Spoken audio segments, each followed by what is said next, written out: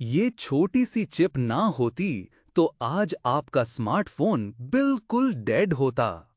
सोचो, फैन खुद ऑन और ऑफ का डिसीजन कैसे लेता है, और वॉशिंग मशीन का ऑटो मोड कैसे समझ जाता है कब क्या करना है। इन सब मशीन्स के अंदर एक छोटा सा ब्रेन होता है जिसे हम माइक्रो कंट्रोलर कहते हैं। पर माइक्रो कंट्रोलर सिर्फ एक टाइप का नहीं होता, बल्कि अलग-अलग काम के लिए अलग-अलग टाइप्स होते हैं। सबसे बेसिक होता है 8 बिट माइक्रो कंट्रोलर, जिसका यूज बिगिनर्स सबसे पहले सीखते हैं। आर्डुइनो बोर्ड इसी 8 बिट माइक्रो कंट्रोलर पर काम करता है, इसीलिए स्टूडेंट्स और हॉबी प्रोजेक्ट्स में ये इतना पॉपुलर है। लेकिन जैसे जैसे प्रोजेक्ट कॉम्प्लेक्स होता है, स्पीड और पावर की डिमांड बढ़ने लगती है। ऐसे में 16 बिट माइक्रो कंट्रोलर का यूज होता है, जो ज्यादा फास्ट और रिलायबल होता है। पिक माइक्रो कंट्रोलर इंडस्ट्री में इसी वजह से ट्रस्टेड माना जाता है। और जब बात आती है हाई परफॉर्मेंस और स्मार्ट एप्लीकेशंस की, तब एंट्री होती है 32 बिट माइक्रो कंट्रोलर की। ESP32 जैसे कंट्रोलर्स इसी कैटेगरी में आते हैं, जिसमें वाईफाई, ब्लूटूथ और एडवांस्ड प्रोसेसिंग पावर मिलती है।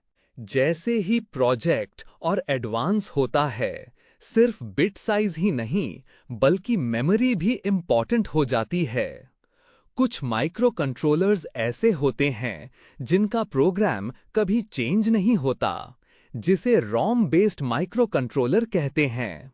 प्रॉम में प्रोग्राम सिर्फ एक बार लिखा जा सकता है, जबकि ईप्रॉम को इरेज करके दोबारा यूज किया जा सकता है। ईप्रोम ने चीजें और फ्लेक्सिबल बना दी, क्योंकि इसमें प्रोग्राम बार बार चेंज किया जा सकता है।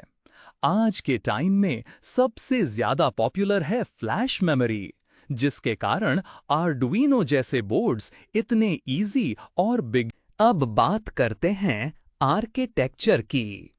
माइक्रो कंट्रोलर का डिजाइन भी उसकी परफॉर्मेंस डिसाइड करता है।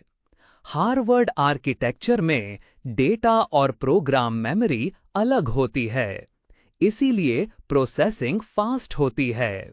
जबकि वॉन न्यूमन आर्किटेक्चर में दोनों एक ही मेमोरी शेयर करते हैं, जो सिंपल डिजाइन के लिए यूज होता है। रियल लाइफ में माइक्रो कंट्रोलर्स का यूज हर जगह होता है।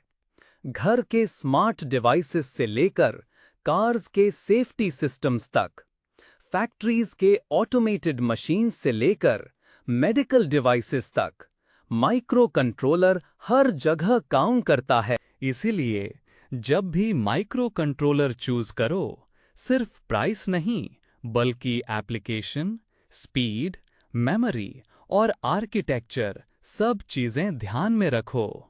सही माइक्रो कंट्रोलर का सिलेक्शन ही एक सक्सेसफुल प्रोजेक्ट की पहचान होता है।